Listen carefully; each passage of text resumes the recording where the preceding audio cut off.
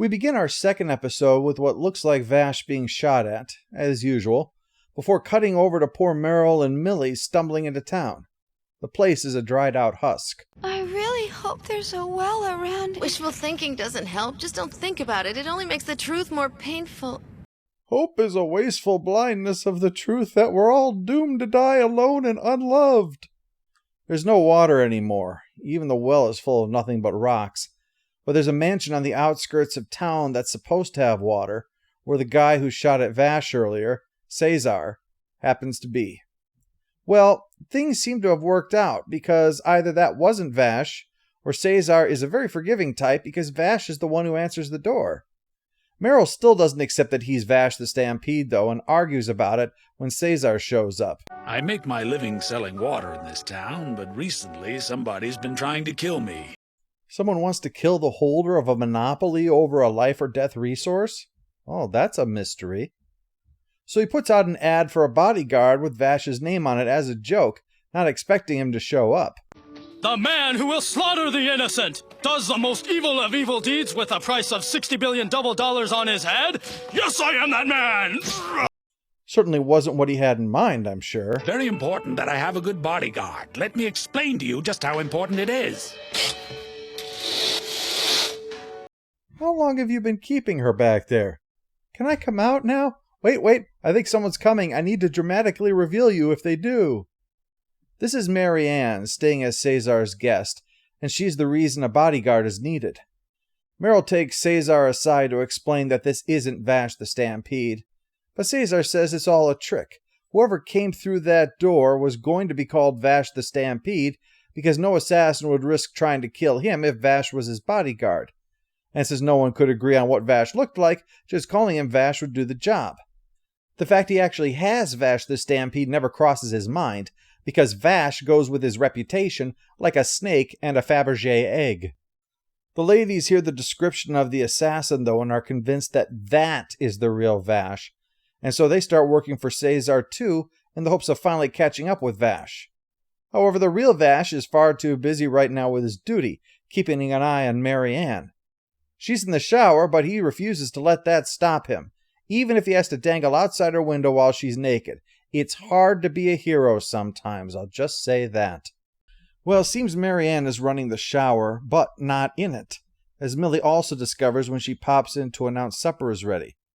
No problem there, of course, not as if water is precious around here. Let it run down the drain. While Vash's luck was bad as far as ogling unsuspecting naked women goes, he does luck out in that it's very innocent Millie who discovers him and doesn't reach the logical conclusion. The far more suspicious Meryl finds Mary Ann coming out of Cesar's study. The water must have been to cover up whatever snooping she was doing. And speaking of water, Vash brings it up at dinner. Yep, I'm afraid a lot of folks want my water rights. Apparently, they think I'm monopolizing it for selfish reasons and don't want to share the wealth with them. That's ridiculous, of course. Now hand me the dinosaur and dodo egg omelet, please. Well, Mary Ann is clearly disgusted with his water hoarding and leaves, soon followed by Vash, who is going purely to patrol the house. Yes, sir. As an extra safety measure, I've asked Marianne to keep her curtain drawn. But I would never dream of doing anything like... Really getting your money's worth out of that guy, Cesar. We see, as Mary Ann was about to get changed, that she has a wound in the same place that the person at the beginning was likely shot. So maybe it was her and not Vash that Cesar shot. But she's interrupted by Vash, who's come by to be all philosophical and stuff. Thoughts of home, whether good or bad, are positive indicators of a journey of the heart. Sounds like something you find posted over an image of a beach at sunset or something like that. Maybe with one of those "it's a girl thing" hashtags on it. He tries to give further inspiration, and it might have worked if he didn't grab her wounded shoulder in the process.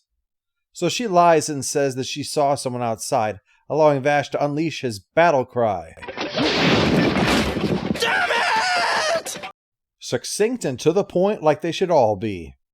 He winds up ambushing Meryl, who in turn assumes that only Vash would ambush her.